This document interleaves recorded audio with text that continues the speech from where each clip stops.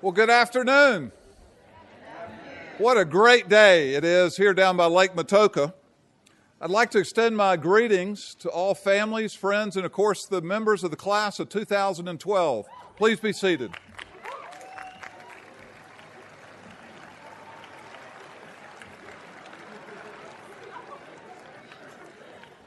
Today I think is one of my favorite days of the year. We've got to let the graduates find their seats here. Come on, guys. You're holding us up. I thought we practiced this. Today is one of my favorite days of the year. We have gathered to honor those who deserve our honor and respect, and we've gathered to celebrate those who deserve our celebration. So let's get to the point. I'd like to begin with a round of applause for all the mothers who are here today. Happy Mother's Day.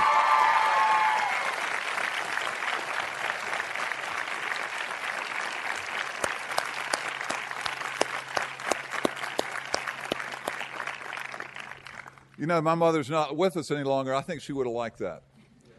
I'd tell you one thing, I wouldn't be standing here if it wasn't for my mother. And I suspect that's true of a lot of you guys. Now we get on to our second piece of business. We gather today at the end of the 232nd year since this law school was founded in 1780. Founded, of course, by Thomas Jefferson and shaped by the master teacher, George Wythe, during the formative years of this nation. Now, this is the first time we've ever had the law school ceremony down here by Lake Matoka. Matoka, of course, was the birth name of Pocahontas.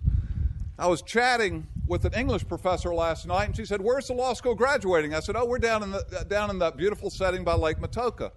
And the professor said, "You know, I love that place. It kind of is evocative of a Greek amphitheater." I said, "Well, yeah, maybe. It does have a little bit of that sense. We certainly don't have the arches and columns. But I will say this, if it is evocative of that, it's highly appropriate, because Jefferson and Wythe both were classical scholars, both believed in the importance, Wythe did, of his early students knowing both Greek and Latin. That's not in our curriculum now. I don't think it's going to be anytime soon, but it's nice to be here by Lake Matoka. Today is a great day of celebration as we celebrate in the graduation of 202 members of the JD class of 2012 and 28 members of our LLM class. I'd like for us to begin today's festivities by hearing from the outgoing president of the law school student government, known as our Student Bar Association, Jay Sinha.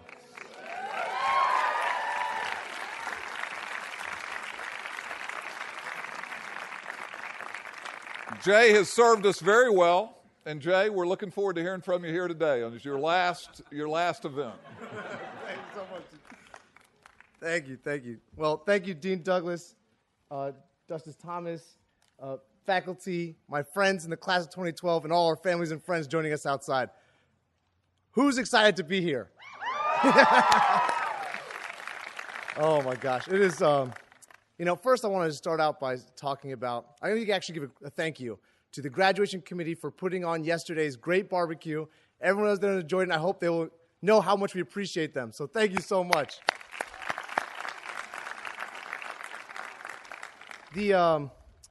For me, I'm just going to start off by talking about the shared experience we've had here at the law school, and then go into describing who we have to thank to really made it possible for us to sit here right now. I think initially we came here, and it's going to be hard to forget that first week of law camp, and we were all just very new and learning about the space law. And now and since then we've joined journals, we've done competition teams, we've survived a hurricane. I mean, we've had a lot of experience together. But now let's talk about the future. What's next? And I think there's one thing I'd beg you actually to take away from this ceremony, is that we keep in touch. Because while law school kind of required us and made us define our success by papers and essays and exams, our future success is going to be dictated by those sitting next to us. I mean, at the end of the day, your hard work makes it count, but the people sitting next to you will help you in making sure your hard work manifests. I mean, if it comes down to finding a new place to live, you can call Jonathan Peterson in North Carolina, you know? If it comes to moving to D.C. and running for office, you can talk to Mark Connolly. You know? And if it comes to finding the best jokes and the best movies, J.B. Pollard.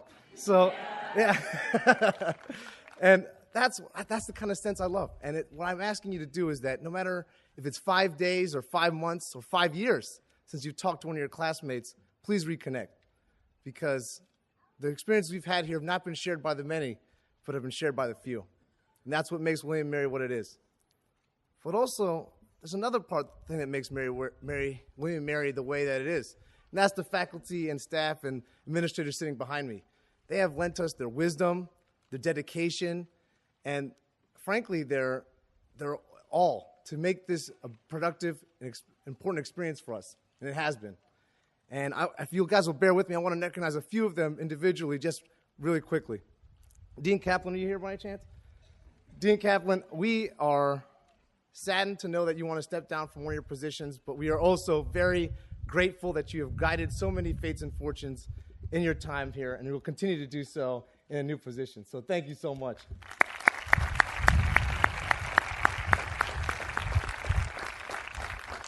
Is Professor Dotson here?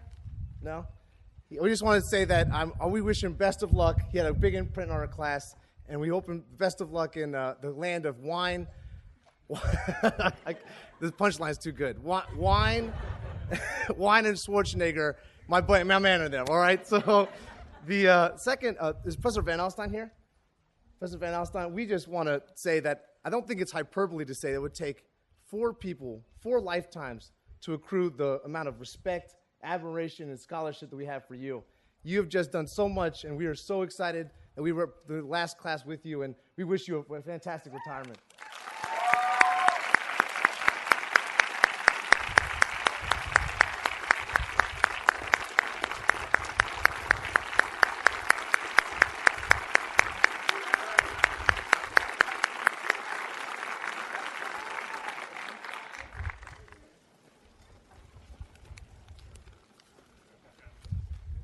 And lastly, I have to remember that Professor Cook, who's no longer with us, I hope that his family knows that what an important impression he made on us as a class. And I think that he ultimately would be so proud of the dedication that his fellow faculty members have continued to display in making our experience one that we'll always remember. So, but now I want to talk about our family and friends, the people sitting all the way out there in the nice blistering sun. You might be expecting us just kind of generally thank you for being there, but I want to take it a step further. I mean, there is something unique about your dedication to us, and it's hard to verbalize. And so I'm going to try to attempt doing that just now. You see, law school has changed your gratitude to it very subtly.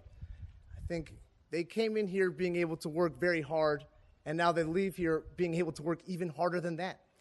I mean, there have been days when you had to work, and you guys, and they will testify to this, 18-hour days, multiple days on end, trying to make it work for site checks and cover letters and all whatnot. And it got desperate. I mean, I'm not going to lie. I think in some cases it really hit. Oh, man. And for me, some people ask me, how do you guys do it? How do you guys work so hard and not sleep or anything? And I said, well, if you ask Chris Jackson or John Nobriga, they will just tell you to sleep faster. All right? That's it. So, but then I have to, on a serious note, when it got really dark, when it got bad. And I think a lot of people, and there were people there for us. And it was you sitting right there. You who picked up the call when we were, ready just to yell our heads off, when we were just absolutely concerned about our futures. You were there for us. And you didn't just share in the bad times, you shared in the good times too. You checked in on us, you sent us baked goods, and you really just you liked our Facebook statuses. What can I say? So, yeah, that's exactly, yeah. So, with that in mind, I want to also just say that your success flows from us. This is Mother's Day. We promise to call more often, and we're just really so enamored, and our success flows from you. It really does. So, thank you for all you've done for us.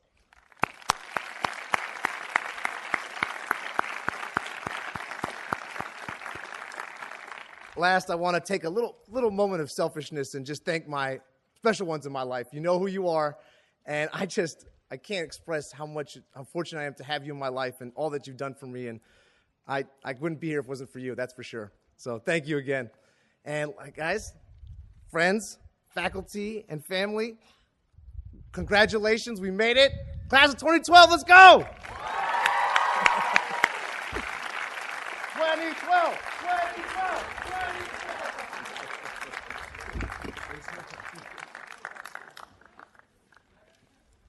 Jay, thank you very much. You rose to the occasion, buddy.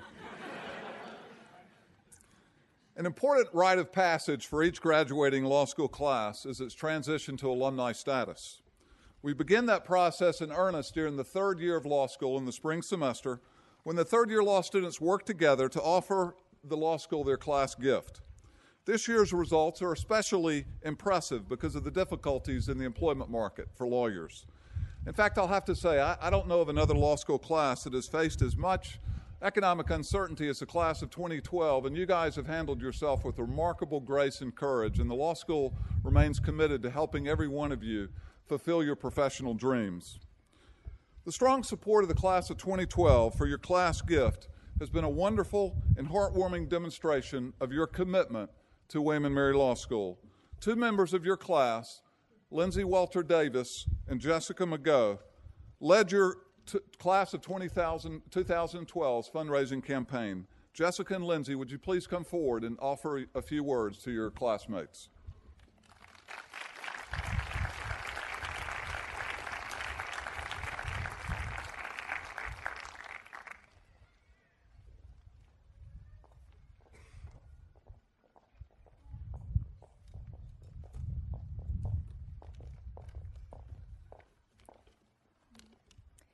First, we'd like to thank everyone here today who has made the class of 2012 3L gift effort such a remarkable success. Working together, 51% of our class has made pledges to support William & Mary Law School in our 3 years following graduation.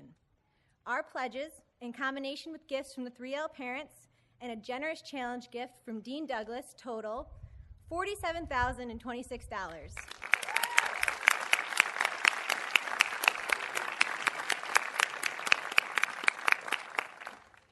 This amazing commitment will continue to strengthen our law school for years to come and carry on our law school's legacy of giving back to tomorrow's citizen lawyers. Thank you all so much, and congratulations, class of 2012.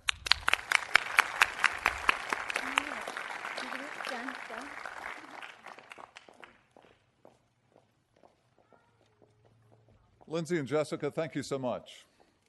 And thank you to all members of the class of 2012 for your support of the law school. We now come to the presentation of various awards.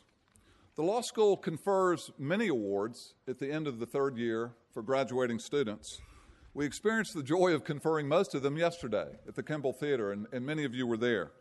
This afternoon, we will focus on just a few additional awards. We begin with the Citizen Lawyer Award, given by the law school's Alumni Association to a graduate of the law school who has demonstrated by his or her life and work outstanding citizenship and leadership. Now, the original mission of this law school, dating back to 1779, was to educate citizen lawyers. That is, to train people who would not only be skilled practitioners of the law, but would also be engaged citizen leaders. People who would lead for the good of the whole. 232 years after Jefferson and Wythe articulated this vision, this remains central to our work as a law school today. We have a particularly compelling recipient this year of the Citizen Lawyer Award, and I'm going to invite the president of the William & Mary Law School Alumni Association, Fern LaValle, to come forward and to make this presentation. Fern is a partner in the Washington, D.C. office of DLA Piper, which is one of the largest law firms in the world. Fern, please come forward.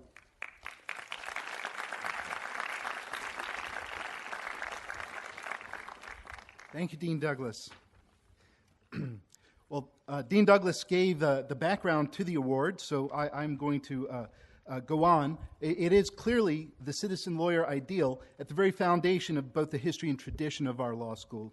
And you will come at a point, hopefully very early, but then throughout your career, where you're going to wonder, am I making a difference? How do I measure whether I am or not?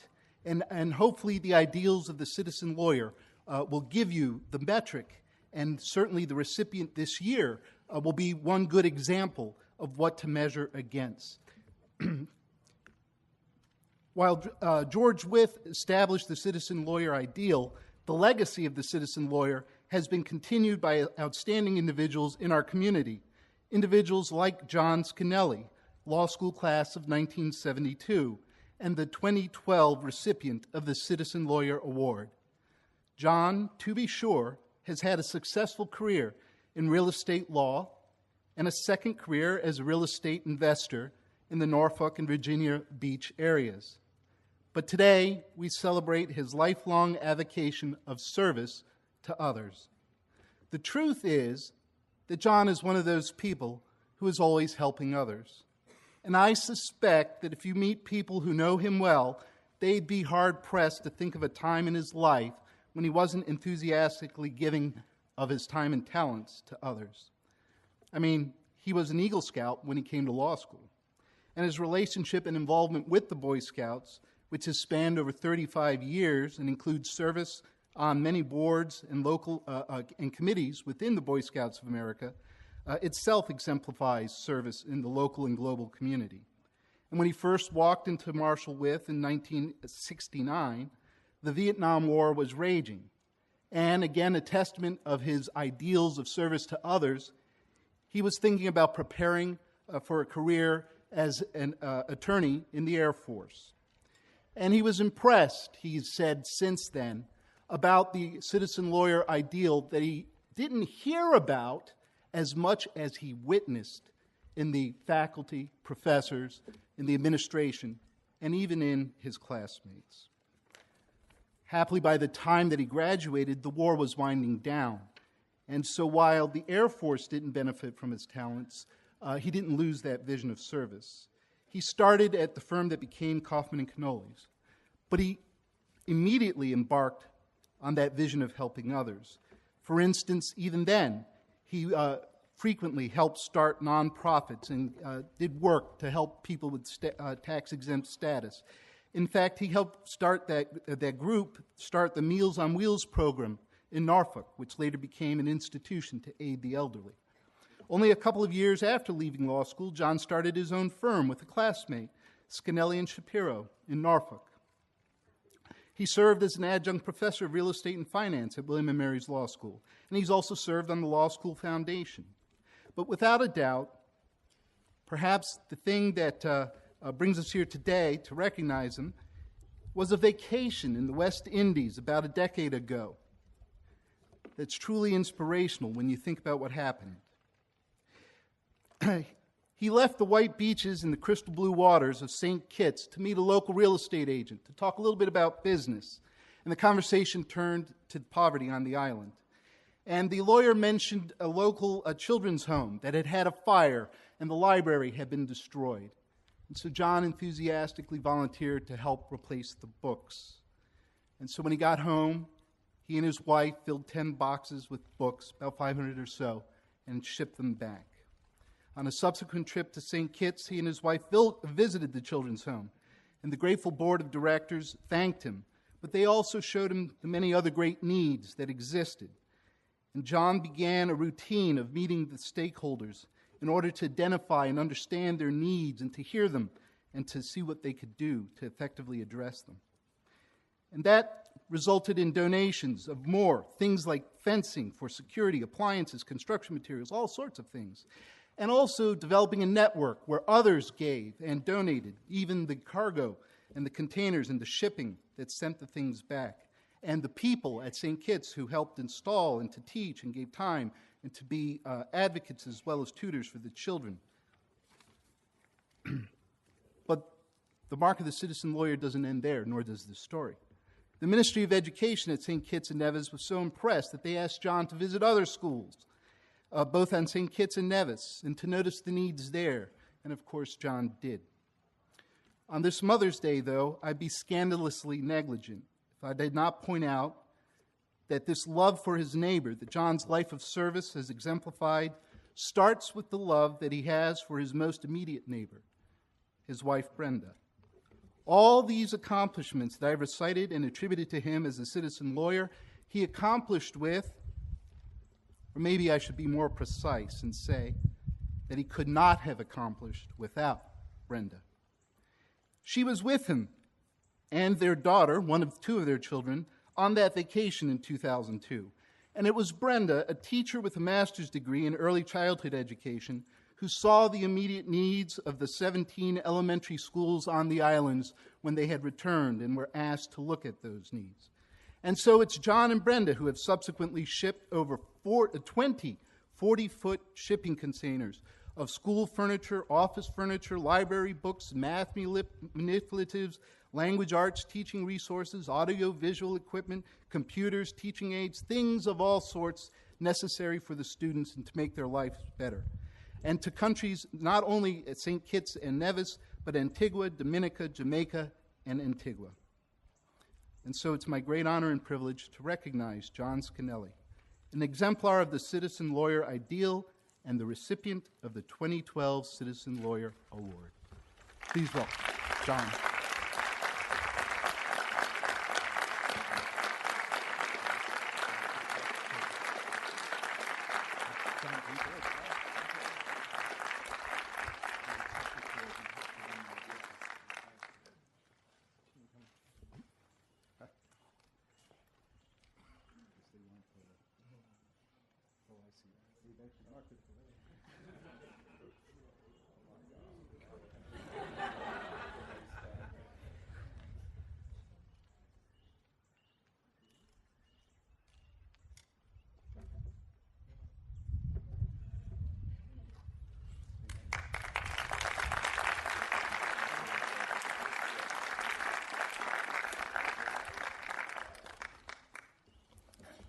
Well, congratulations to both John and Brenda Scanelli for their wonderful work that they continue to do and inspire the rest of us in the process. As it turns out, we also, in recent years, have established a second Citizen Lawyer Award. It's designed for a young graduate. It's named after the president of the university, Taylor Reevely, who was our longtime dean. The recipient of this award is not able to be with us today. Her name is Alexis McLeod. She graduated 5 years ago in 2007, and we will confer her award at a later time.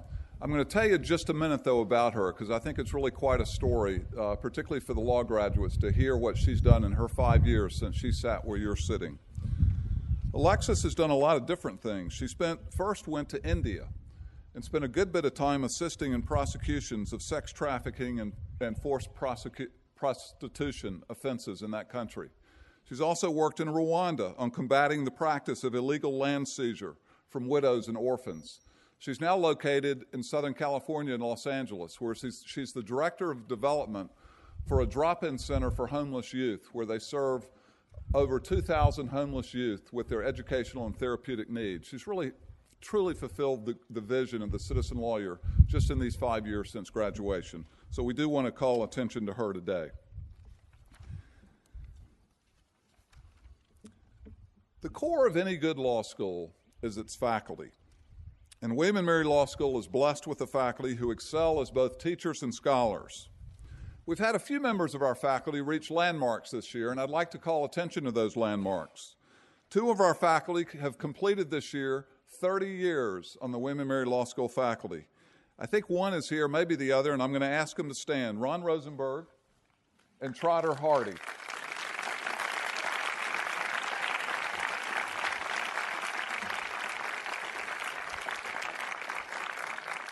And we have one other faculty member who is completing 25 years of service on our faculty, and I'd like for him to stand and be recognized, Neil Devins.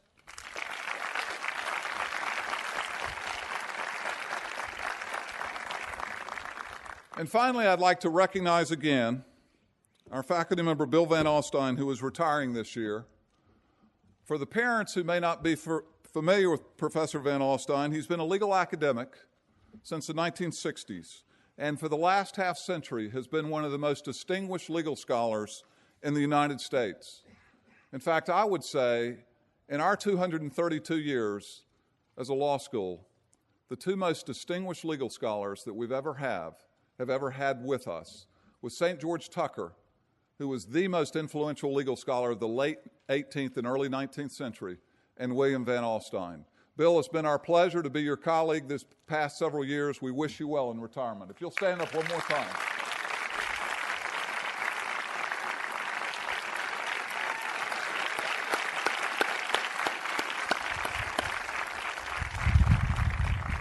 And finally, I'd like now all of the faculty to stand up and we can express our appreciation for their services. If you guys will stand up.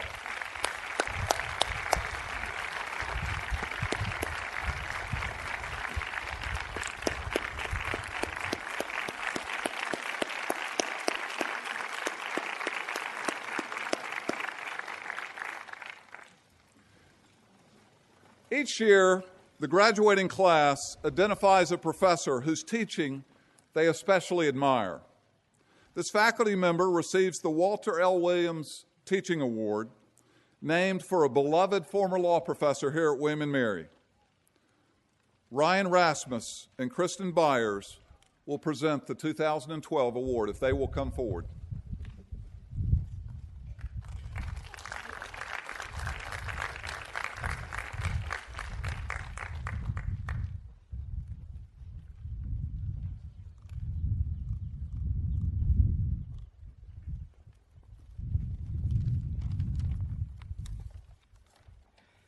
As Dean Douglas mentioned, each year the students of William & Mary Law vote to honor one of our many extraordinary faculty members with the Walter E. Williams Teaching Award, which we present to the professor whom we most admire for his or her devotion to teaching the law and the needs of our student body. This year's honoree has been my own mentor since before I came to law school. I stumbled into her classroom as an undergraduate who knew next to nothing about the law. I never thought I would pass that class, and neither did any of my friends on the main campus. But my mentor was determined not to let me fail. On my first day, I didn't even know what a tort was. By my last, thanks to her help and her guidance, I was able to hold my own in debates with the 3 Ls. What a testament to her skill and to her kindness. My mentor continued to guide me after I squeaked into this law school and landed in her legal skills firm. As 1 Ls, she taught me and my classmates how to think, write, and act like professionals. As 2 Ls, she taught us to convince everyone else that we actually knew what we were doing. And we did, but only because she had taught us. She was the lawyer/gumshoe that we all wanted to be when we grew up. She was Atticus Finch, Jessica Fletcher, and Hingham High McCoy all rolled into one, and we loved her for it. First, I just wanted to say to the class of 2012 from the bottom of my heart, thank you so much for taking the time to come out and vote for this award. It means a lot. This year's honoree is near and dear to my heart. I could not imagine my law school experience without her. From the day I became a member of her Veterans Benefits Clinic, she took me under her wing. It was clear that she wanted me to succeed, not only in the clinic, but also in law school and in life. I thought she had just taken a special interest in me, but after talking to her other students, I realized that she takes a special interest in every single one of us. Learning from this professor is more than just taking a class. I equate it to lawyer life training. She teaches us real-life skills. She's the most dedicated professor I have ever met. And when she's not in the classroom, she is meeting with students in her office, driving us to hearings, or taking us to meet with clients at the local homeless shelter. Her passion for her students is unmatched. While her class sizes are small, her impact is tremendous. As her teaching assistant, I spent a great deal of time speaking with her students. Over and over, I was told, taking this professor's clinic was the single most rewarding experience of my law school career, and I agree with that. This is a unique and special award because the student body handpicks the recipient. The class of 2012 has spoken, and I am very proud of our choice. Please join me in congratulating this year's recipient, Professor Stacey Ray Simcox.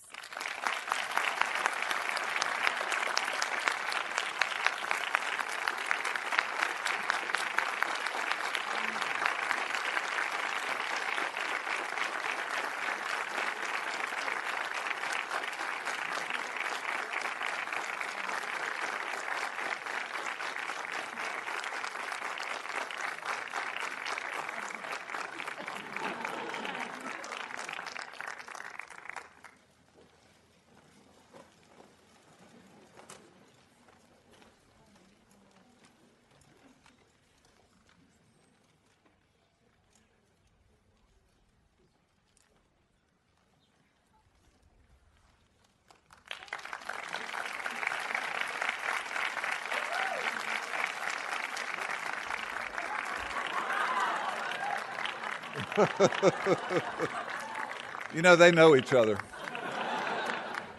quite well. What a wonderful choice, class of 2012. Congratulations, Stacey Ray. Each year, the law school faculty selects the recipient of the Lawrence I. Anson Award, presenting this award to a member of the graduating class who shows great evidence of professional promise through scholarship, character, and leadership. This award is the faculty's highest award to a graduating student. The class of 2012 is an extraordinarily strong class. Many members of the class have already accomplished so much, making this selection process particularly difficult for the faculty. But the faculty has made its decision.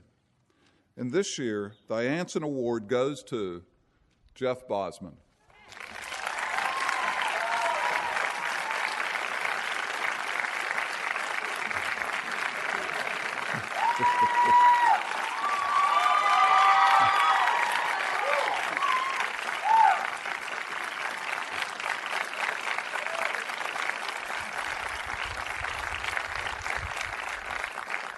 Now, Jeff, you get to stand there for a few minutes while I talk about you. So this is, you're going to have to bear with me here. Jeff is a native of Tidewater, Virginia.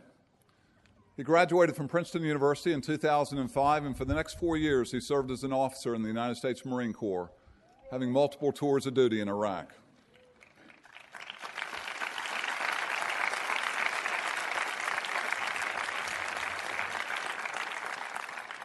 Jeff has been an exemplary law student in every regard.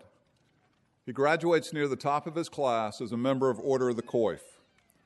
His peers selected him as editor-in-chief of the William and Mary Law Review, one of the highest honors a law student can receive. Jeff is an extraordinary leader. He's smart, he's humble, he's easy with praise for his peers, and he's responsible. He's held in very high regard by both his fellow students and the faculty. One faculty member has described Jeff as the most talented and gifted law student she'd ever worked with. Another described him as first among his peers in everything from his ability to grasp legal concepts to his ability to lead. He embodies the citizen lawyer ideal of Thomas Jefferson. His character is without reproach. Earlier today, at the central ceremony on the main campus, the college conferred the Margaret Thatcher Award. Each year, this award goes to the most outstanding graduate and professional student graduating from the College of William and Mary. Only once before has a law student ever won this award. Today, it's two, Jeff Bosman. Jeff, congratulations.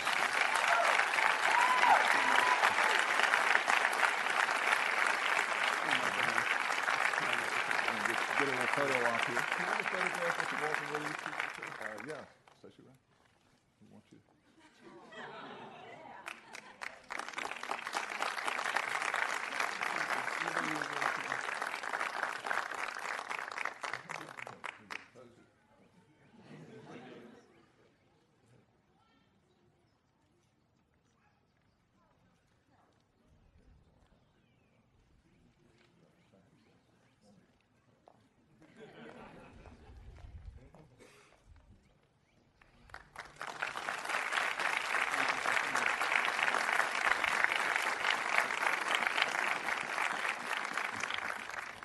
We now convey two awards to graduating law students that recognize outstanding service.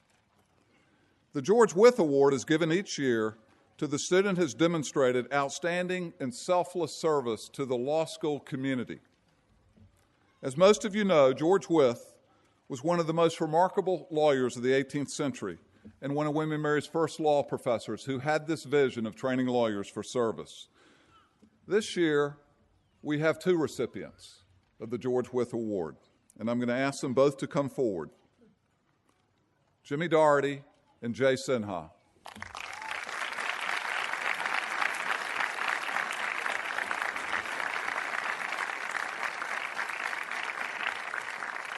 And as they're coming forward, let me tell you a little bit about Jimmy and Jay. Jimmy is from Greenwich, Connecticut, and came to us from Carnegie Mellon University. Jimmy has been richly involved in the life of the law school from the day that he arrived. I think of particular significance has been his 2 years of service of Chief Justice of the Honor Council. If not the first person to ever do this, certainly one of the only who have done 2 years of service as Chief Justice. This is an extraordinarily important role in the life of the law school to our collective sense of integrity and honor.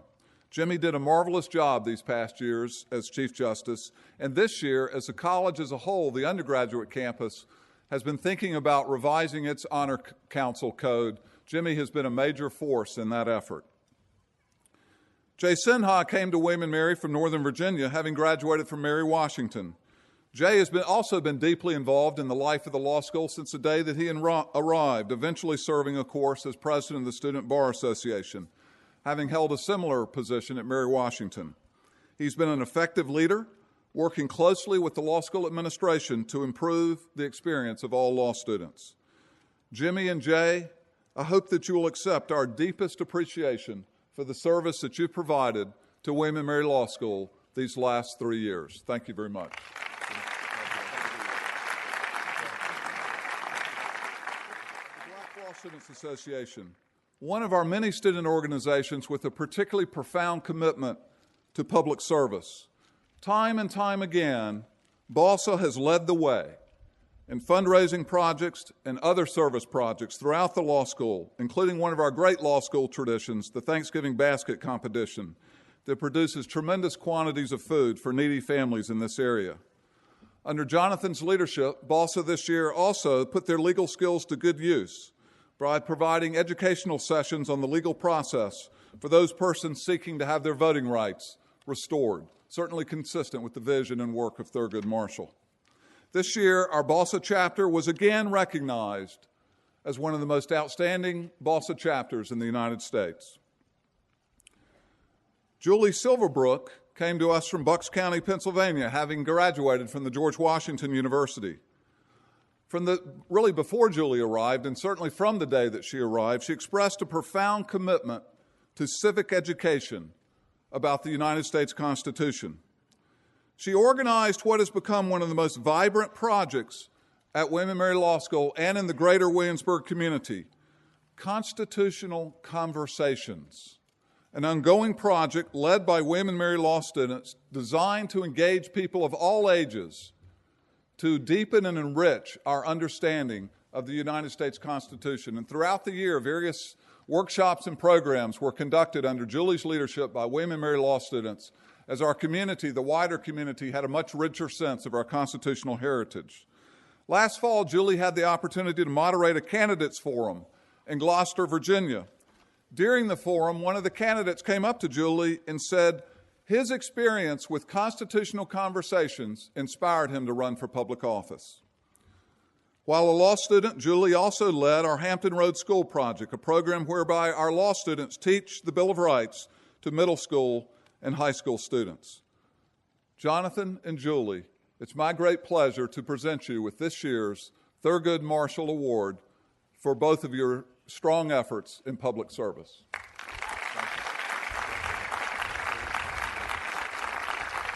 This is for Jonathan. Okay. Jonathan.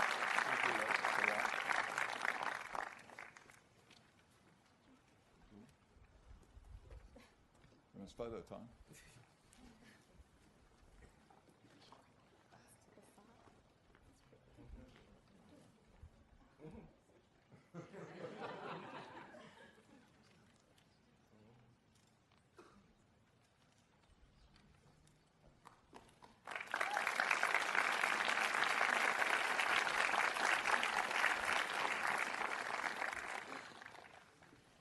Finally, as we acknowledge the success of our law students, I'd like to make note of the fact that 5 graduating students wound up in a tie for the highest grade point average in their class.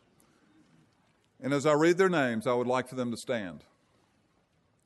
Nathan Pittman, Adam Prescott, Lindsay Welter Davis, Caitlin Gratton, and Alex McDonald.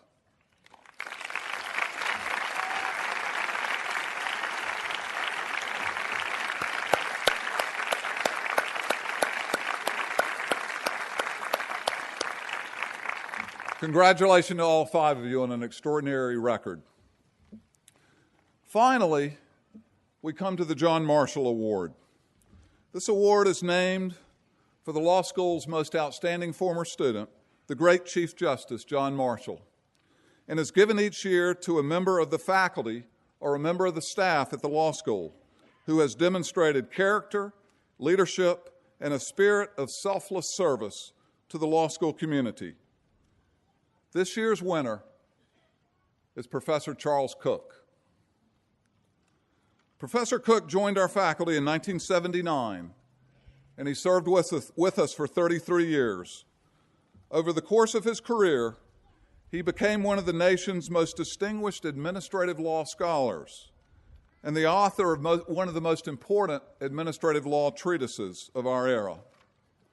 For more than 3 decades, Charles Cook was a stalwart on the William & Mary Law School faculty. In faculty meetings, he was a voice of wisdom and pragmatism. He was an important mentor to certain of his younger colleagues. Professor Cook died in February. He was teaching administrative law only a few weeks before his death. We will miss his leadership. We will miss his wisdom. And we will miss his friendship. Denise Cook, would you please come forward and accept the John Marshall Award on behalf of Charles?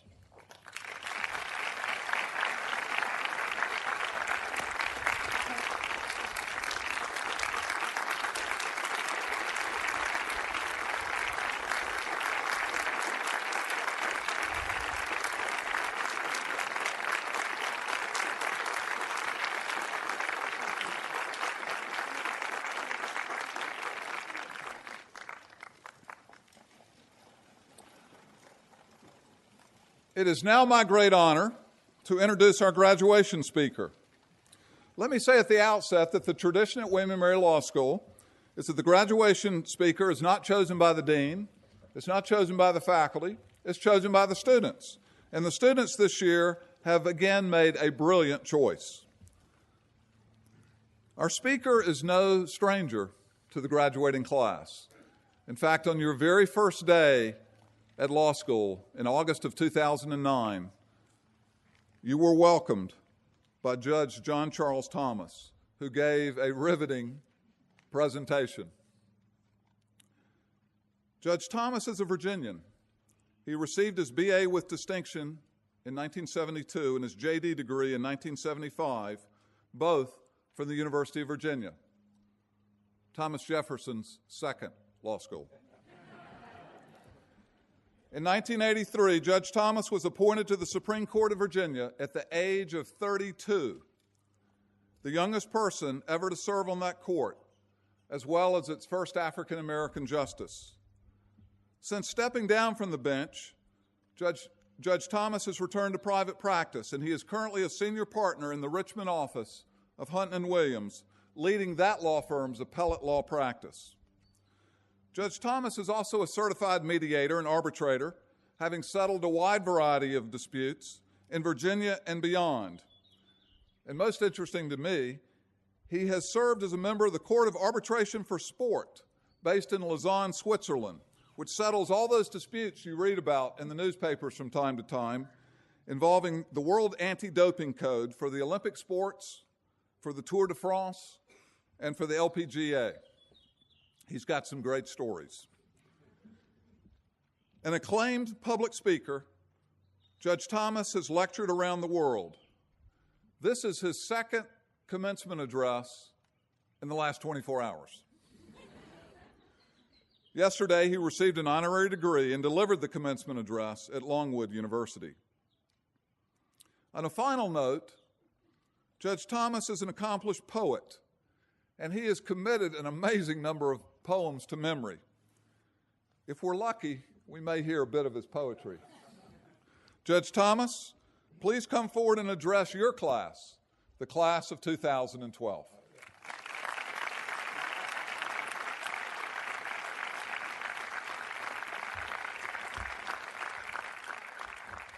Thank you so much. To the parents and friends here, I've seen this group before. But I saw them on their first day when they didn't have the green robes and the berets and all that, when they were wide-eyed and filled with wonder and maybe a little fear about what was to come. And it's been a joy to see you grow and change and evolve to what we have before us today. This is a magnificent point in the life of a lawyer. I can remember my own time 37 years ago, but you've come a great long way. I think then that the law stood before you in all its inscrutable majesty, and you wondered, can I be a part of that? How can I work hard enough to understand it? How can I know? And so where once you had no clue about how to begin a legal research project, now you have discovered within yourselves the ability to find support for even the most esoteric proposition and to do so in short order. Don't you know how to do it? Where once you thought having a week to write a paper was a short amount of time, now you know that if you have more than 24 hours to do anything, that's a luxury. Where once you wondered whether you would ever be able to lock horns with an adversary and debate difficult issues, now you know that when the need arises, you can hold your ground with conviction and expound upon a line of reasoning that you yourself developed and that you deemed worthy of advancing. And where once the language of the law would send you running to a dictionary, highlighters and colored pens in hands, stick-em notes ready. Now terms like ex modo, sua sponte, res ipsa loquitur, caveat emptor, divisavet val non, de minimis non curit les, ejus dem generis, and ipso facto roll through your minds with the ring of familiarity, each one evoking in you the proper response.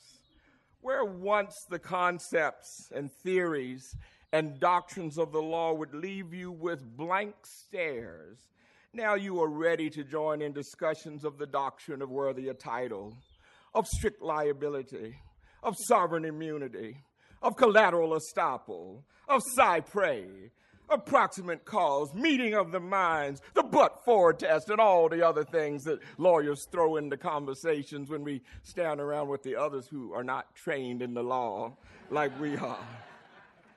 And though those concepts might not yet feel like old shoes, you've gotten familiar enough with them that they don't restrict you as if they were new shoes, and so you have become broken in to the ways of the law. And along the way, I think you've noticed, and people around you probably have noticed, that you've actually been changed by what you went through. I can remember going through the change, the very perception of things changed. You now hear the silences and the pauses in sentences, and you catch the omissions, and you wonder, why didn't that person say that? And you now think that when somebody says, I'm going to make you a promise, you think about contracts. And when you go home and you see a pair of skates at the bottom of the stairs, you think torts. And now when somebody says, I got a right, you said, what's the remedy? And so you've been changed by the things that you went through. And so here you are, all robed and ready to go, degrees bestowed upon you and all that. And so you've been changed, but I think it's worthy to ask what has been happening to the profession while you were going through this change. What is the state of the law in the world that you go out into? It seems to me that as you step more fully into the legal arena, you need to be paying attention to what you're getting into. I mean, it's kind of late. I mean, you're kind of almost there. But it's worth thinking about, is the law looked upon with respect? Are its practitioners held in high esteem? Is the law a mighty force for justice? Is the law the stuff of young people's dreams? Would other people looking at you say, I want to be like that person? I got to tell you that when you're out in the street and you listen to folks sometime, the answer comes back no to a lot of those questions. The lawyers get to be the butt of jokes, do we not? Maybe all have started hearing that already. And lawyers are criticized and lawyers get bad names and all that. Let's go back in time and think about the role of lawyers. If you go back to 1600, Now, that's more than 400 years ago. That's even before Jamestown, up the street, before even the founding of this great historic law school. You will remember that about that time, Shakespeare caused Hamlet to lament that the whips and scars of time included not just the oppressor's wrong, not just the proud man's contumely, not just the pangs of disprized love, but also the law's delay. That was 400 years ago. And so 400 years ago, and even now, justice delayed is justice denied. But I don't say this and talk about the criticism of the law to deflate you on this big day. I mention this for another reason, because I want to spur you guys on to greatness.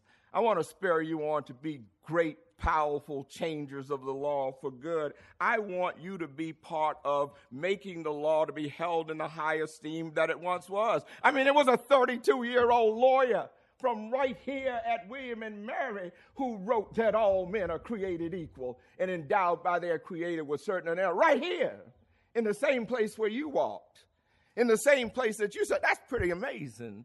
That was world-changing. That was a time when people looked at lawyers and said, God, I want to be like them.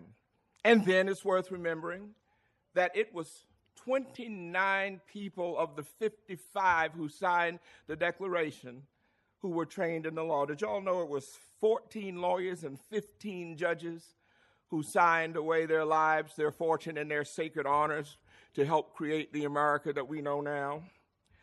Lawyers also, as we talked about your first day, brought the great cases that helped transform America, brought the cases that made it so it wouldn't be illegal for somebody who looks like me to stand in a place like this to address a group like you. Lawyers brought America to its best. The law operates on us and in our lives day in, day out. It's part of the fabric of everything we do. Lawyers have been and continue to be a symbol of hope. When it gets bad, when things are going wrong, people still come to lawyers, do they not? When the case is tough, people still come see us, do they not? And so the message to you today is that just as when we first met, what did I tell you? The law is what you make it. Remember that? Remember I told you that the words of the law can say all the things they want to say, but you make the difference, because the words of the Constitution that kept me away from you were the same words that let me stand in front of you today, but the difference was the people who became responsible for the law. And so I say to you that, and I got this because I looked at my granddaddy. I always thought my granddaddy was a time traveler because he was born in the 1800s and I was born in the 1900s. And I said, Granddaddy, what was it like all that long ago? It was just 1890, but I was 1950. But look at you guys. You're born in you're born in another millennium. And you become lawyers in the 21st century. And so you're on a trip. And people are always going to look at you as time travelers. But if you're going to be on a trip, there are some things you want to take with you and some things you want to leave behind. And so if we look back 1,000 years ago, you would see that Beowulf was being written. The Chinese were perfecting gunpowder. The Indian mathematician Siddhartha had recognized the importance of zero, and people were trying to fly.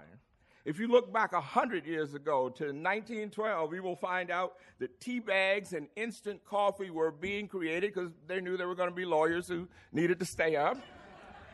Cellophane was developed, escalators were just being invented, and disposable razors were first used. And you will also find that 15 women were fired from the Curtis Publishing Company for dancing the turkey trot during their lunch hour. It was a terrible thing to do. But through all those centuries and all that time, there's been hatred, strife, discord, division, combat, destruction, wars and rumors of war, and I'm saying don't take that with you. Yet in the same time, in that same arc of time, we saw the works of the Renaissance masters, the growth of science, the acceptance of the scientific method, the healing power of medicine come before, the announcement of principles of human freedom and dignity, the rise of public education, the end of slavery, the growth of democracy, successful wars against vicious dictators, stunning advances in technology, and we came to understand that justice under the law is the most fertile environment for stunning human achievement. Yes, it is. And you have the law in your hands. And so what I want you guys to do is to take with you an abiding sense of right and wrong. Take with you a dedication to the law as an instrument of justice. Take with you a deep conviction that you have a role to play in making the nation a more perfect union, that you are going to help perfect America in all the things that you do. And so I talked about Shakespeare and the law's delay, and I told you at the beginning that you will practice law at the speed of light, and that electrons know no boundaries. Remember that? That you will practice law all over the world, and you will understand systems and regimes and thought patterns that we know nothing about today. And so if you can practice law at the speed of light, justice delayed ought to go away, and the law's delay ought to be put behind us in your generation and in your time. And so the ifs of life stand in front of you today. If you can just remember the bright, good hope that was in you as you were young people, if you can remember the idealism that you came here with to this law school when you wanted to just stand up and be a lawyer so you could have an effect on the world, if you could do those things, if you can keep your head while all about you are losing theirs and blaming it on you, if you can trust yourself when all men doubt you, but make allowance for their doubting too. If you can wait and not be tired by waiting, or being lied about, don't deal in lies, or being hated, don't give way to hating, and yet don't look too good nor talk too wise. If you can dream and not make dreams your master, if you can think and not make thoughts your aim, if you can meet with triumph and disaster and treat those two impostors just the same, if you can bear to hear the truth you've spoken, twisted by knaves to make a trap for fools, or watch the things you gave your life to broken and stoop and build them up with worn-out tools, if you can make one heap of all your winnings and risk it on one turn of pitch and toss and lose and start again at your beginnings and never breathe a word about your loss, if you can force your heart and nerve and sinew to serve your turn long after they are gone, and so hold on when there is nothing in you except the will that says to them, hold on. If you can walk with crowds and keep your virtue, or talk with kings nor lose the common touch, if neither foes nor loving friends can hurt you, if all men count with you but none too much, if you can fill the unforgiving minute with 60 seconds worth of distance run, then the hope of the law will live within you, and the work of the founders will not be undone. I'm proud of you. God bless you.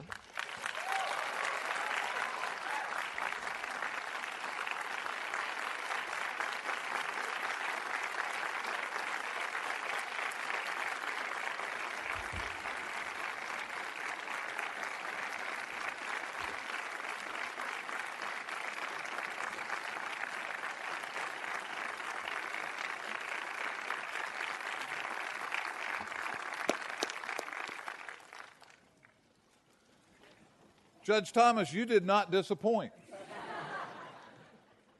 The class of 2012 is the only class ever to have the same speaker address them on day one and on their final day. And I think you've had a good fortune in that. I might also point out, this is not the first time Judge Thomas has been our commencement speaker. He was the commencement speaker about 25 years ago. I don't think he's lost anything in those 25 years. Thank you very much, Judge Thomas. So now we come to the main event, the presentation of diplomas. This is why we're here, right? All right, good. We're about to hear many names called and watch all the members of the class of 2012, both JD and LLM, come across the stage. Now, the parents and families out there may be wondering, well, now, wait a minute. What are the rules of engagement here? This is a dignified commencement ceremony Do we have to sit on our hands? Do we have to look on lovingly and admiringly but keep our mouths closed? Well, actually not. The answer is simple. Within reason, do whatever you'd like to do in a dignified way. Anything from reverential silence to gasps of relief or boisterous applause is acceptable. So, if I can have some assistance up here, we will begin the main show.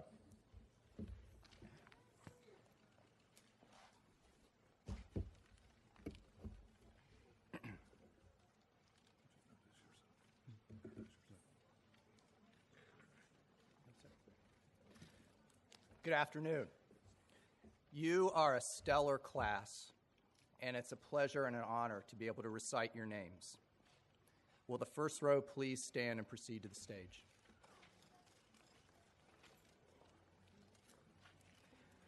Recipients of the Juris Doctor: Joseph Burris Allen.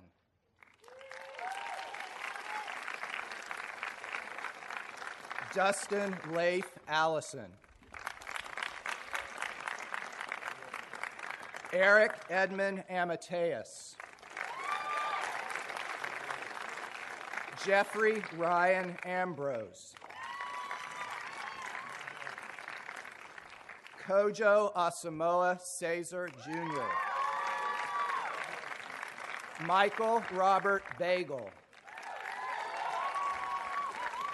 Michelle Louise Bailey. Anthony John Bellotti. Krista Joy Barber. Catherine Lina Barbier.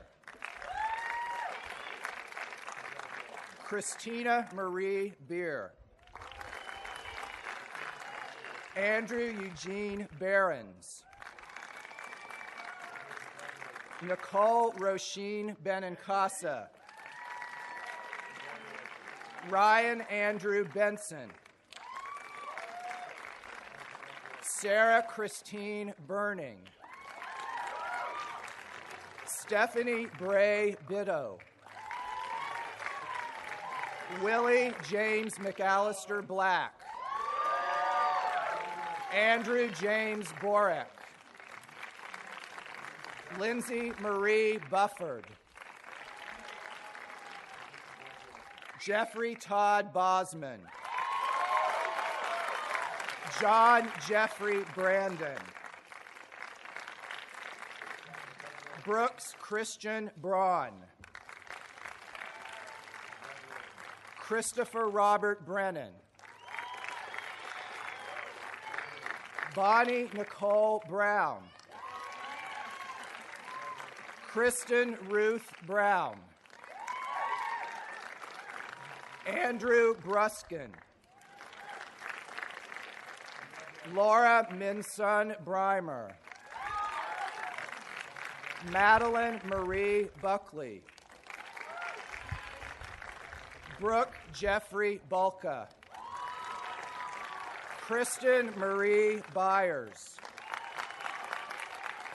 Lauren Marie Carini. Daniel Michael Carrico. Andrew A. Chan. Melissa Ann Charnes. Sophia Ann Chase. Dominique Jean-Kiana Church. G. Blake Christensen.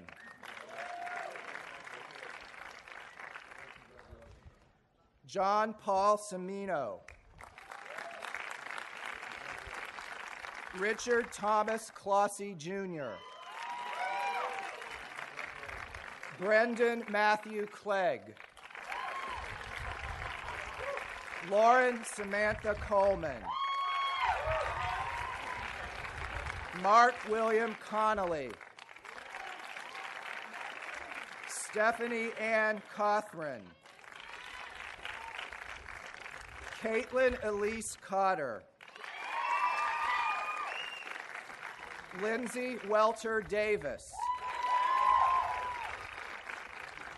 Claire Elaine DeYoung. Erin Elizabeth Deal. Amanda Erin DeBerry. Isabella Charlotte Demajo. Jeremiah Andrew Denton IV. Felix Mikhailovich Digalov. Elizabeth Claire Dorsey. James Ian Doherty. Allison Marie Drake. Edward Anthony Eichler. Miriam Rose Epstein. James Erickson Evans. Jean Marie Folsom. Erica Ann Friedlander. Rachel Lynn Ganong. Neil Robert Gibson. Karen Elizabeth Gillespie. Jessica Gleich. Caitlin Courtney Gratton. Jared Thomas Green. Alexander Emerson Grout. Tung Yan Gore. Mary Walker Hamner. Chow Han. Arya Hariharan. Heather Ann Har. Destiny Shekinah Harris. Andrew James Haas. Douglas E. Haynes. Andrew James Hayward. Archie Columbus Hogan IV. John Philip Hogan. Stephen William Hoopengardner. Michelle Thaquita Hopkins. Jason Michael Howell. Timothy Joseph Huffstutter. Christopher J. Hummel. Christopher Lee Jackson. Leah Michelle Jackson. Nola Altique Jackson. Christina Nicole Jacquet. Jessica Genty. Joseph Harry Kazmarek. Joseph Tyler Kamian. Elizabeth Neal Katona. Scott Spencer Katona. Joanne McGill Kelly. Allison Ann Catula. Jonathan George Krug. Anthony Phillips Coopersmith. Nicholas Andrew George Lamb. Nathan Wesley Lambeth. Stephanie Laura Latimer. Mary Kathleen Leahy. Jin Ah Janet Lee. Brittany Nicole Lee Richardson. Felicia L. Logan. Rosemary Rachel Logan Smith. Jennifer Lonergan. Emily Helen Lucking. Lillian McCartney. Alexander T. McDonald. Jason Mackey. Lauren Christine Manns. Kevin Christopher Mark. Thomas Charles Mason III. Diane Stafford Madows. Meredith Catherine McCoy. Margaret Holt McAvoy. Jessica Gilmore Mago. Lillian Francis McManus. Noor Hadi Merchant. Ken McLeod.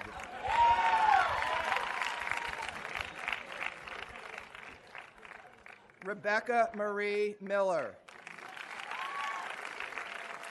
Shani Mitchell. Susan Catherine Motley. Thomas Christopher Moyer. Nicholas Haverkamp Bueller. Jabran Muhammad. Juanita Marie Murky. Marielle Jacobson Murray. Peter Christopher Nanov. William McLean Napier. Benjamin Gordon Barney Newmeyer. Andrea Nicole Nixon. John William Nobrega. William Joseph Novick IV. Catherine Ann Peebles. Sarah Swenson Peisch. Jonathan Antoine Peterson. Kristen Petrella. John Travis Pittman. Nathan Robert Pittman. Francis Ida Polifione.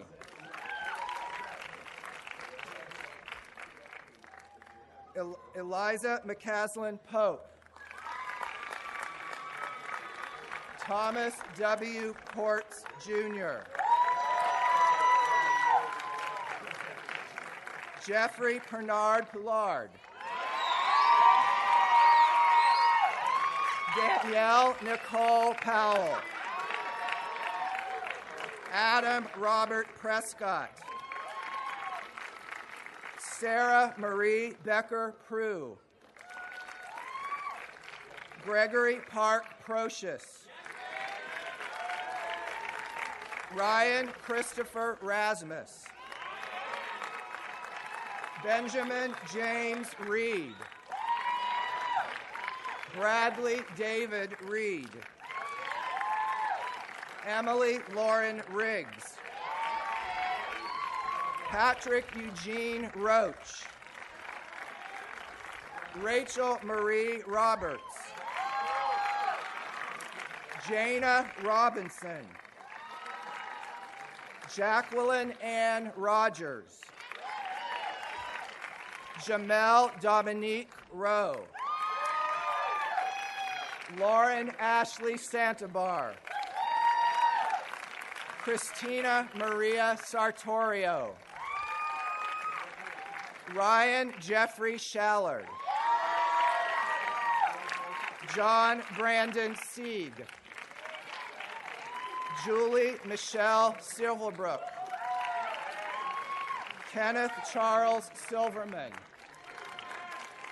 Jay Kant Sinha. Amanda Lauren Soberick.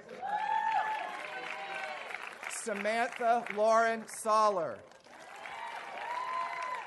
Nicole Jeanette Sonia. William Ryan Stevens.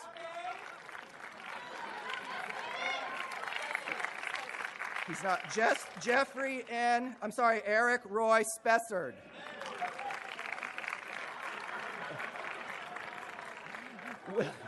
William Ryan Stevens. William Charles Story. Jessica Catherine Strock. Brendan Eugene Sullivan. Brian Jeffrey Thompson. Garrett Douglas Trago. William Lawton Tufts. Valentine Udwebor. Alexandra Powell Vakos. Peter Mark Van Dellen. William Scott Versfelt. Mark Joseph Villapando. Davis Walsh. Ashley Jashin Ward. Michael Lawrence Warwick. James Franklin Patrick Welch. Alex Walker West. Jared Aaron Wilkerson. Jamie Lee Williams. Lauren Elise Williams.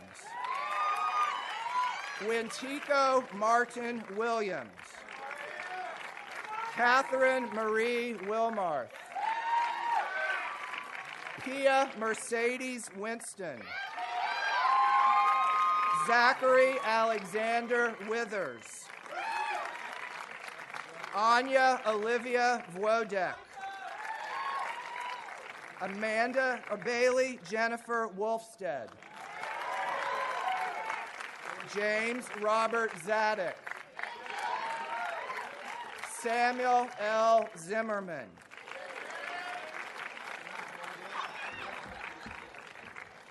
Recipients of the Master of Laws in the American Legal System. Anna Chun Po Chi. Sophie Jane Margaret Cole. Rachel Marie Coyle.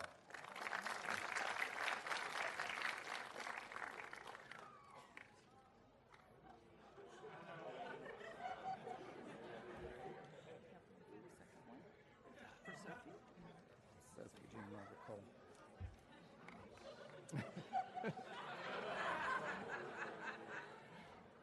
Rachel Marie Coyle's next. Okay. I don't have a Sophie. I don't have All right, sorry.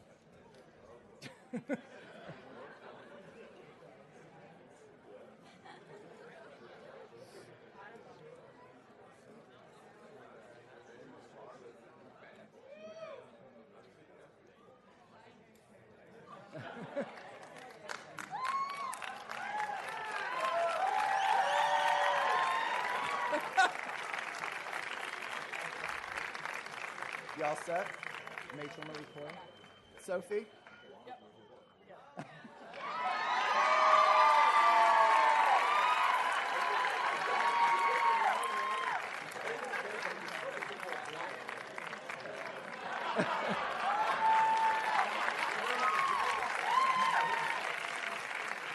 Rachel Marie Coyle. Yet Niet Zodi Demisi. Zhang Gao. Li Gore.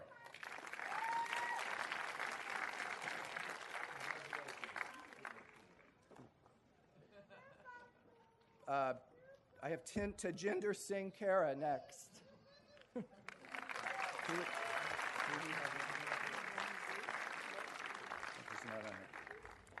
Young Guo.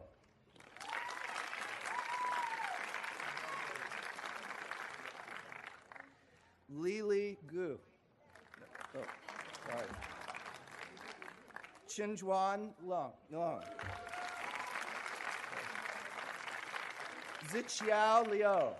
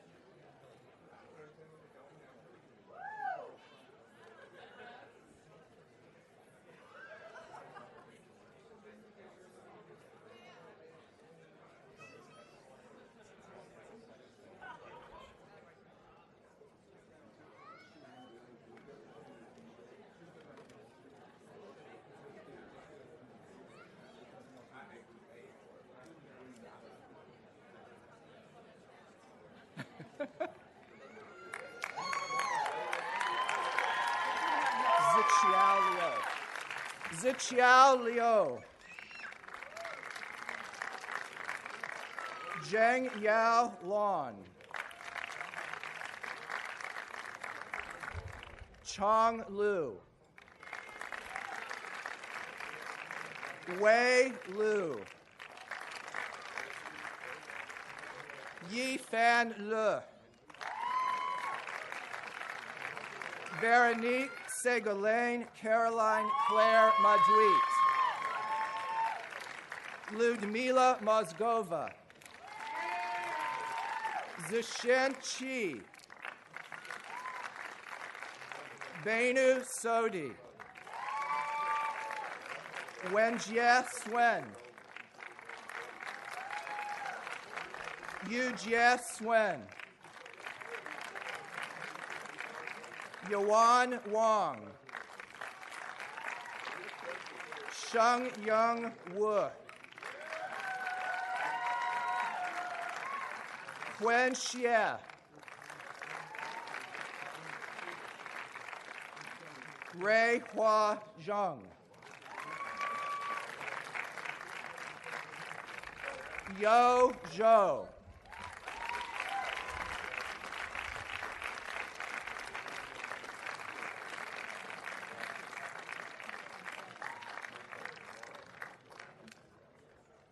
One last congratulations to the class of 2012. If you'll please stand. Please stand.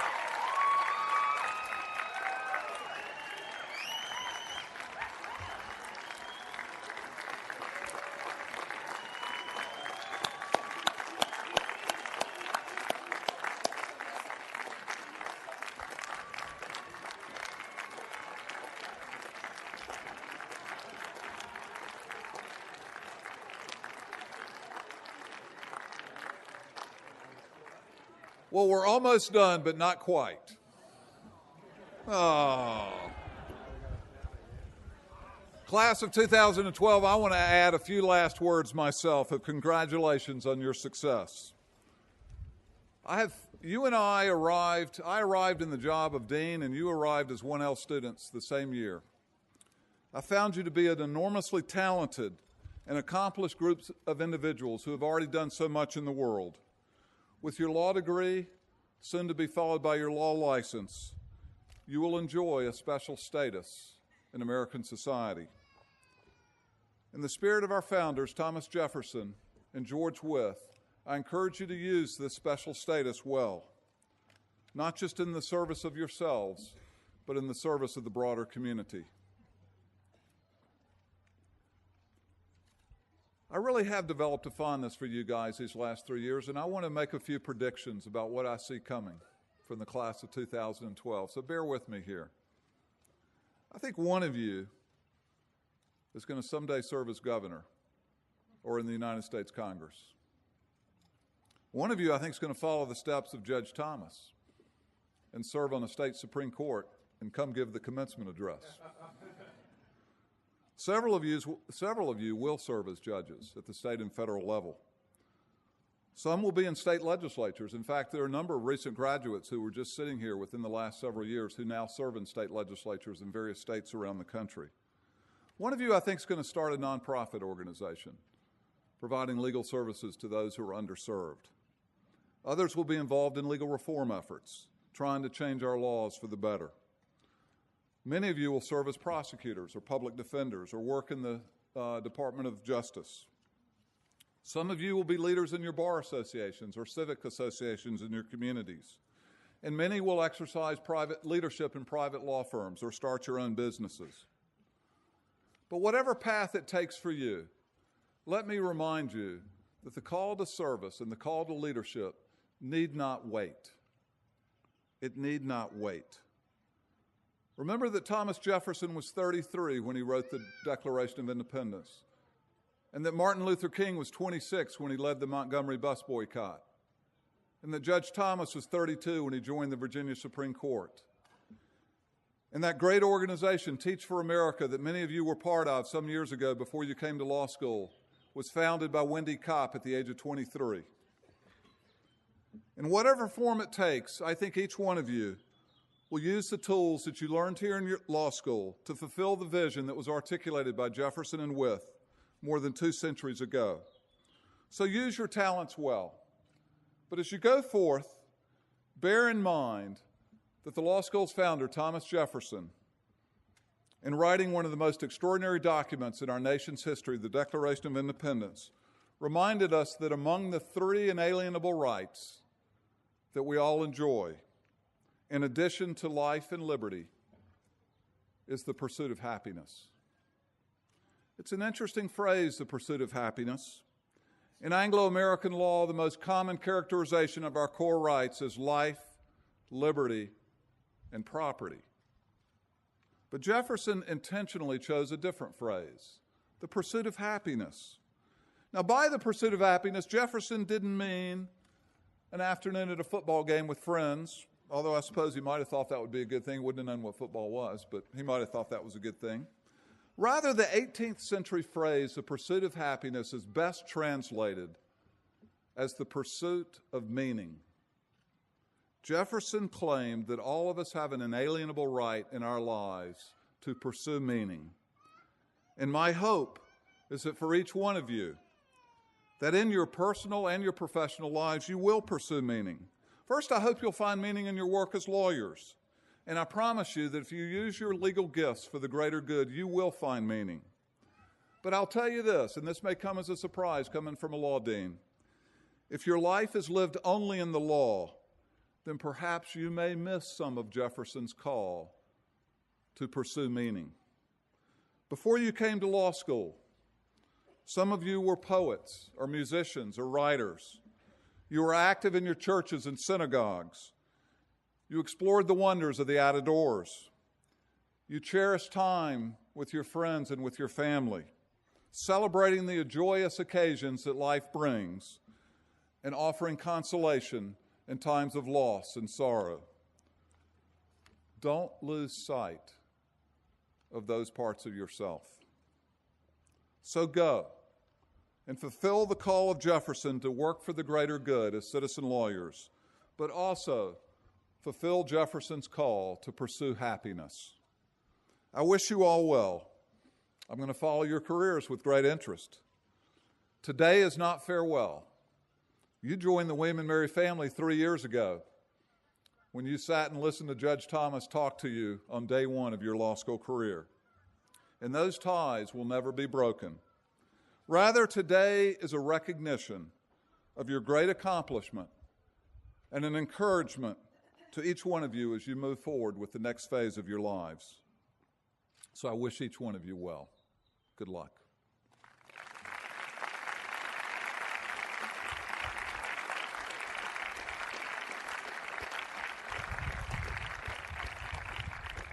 We are now at the conclusion of the graduation ceremony. In a few minutes, we will exit this amphitheater. You may remember that Student Bar Association President Jay Sinha led us in carrying the golden mace. In a minute, he will pass the mace to next year's Student Government President, Lee Tankel, symbolizing that the great class of 2012 has passed the torch to the class of 2013, which now takes the mantle of leadership at the law school. So Jay and Lee, if you'll step forward. And as we conclude, I hope everyone will join us back at the law school for a reception. And if you do come and join us, there are about 1,000 of us here. Go deep into the law school, into the library, the student lounge, out on the patio so we can make rooms for all. Congratulations.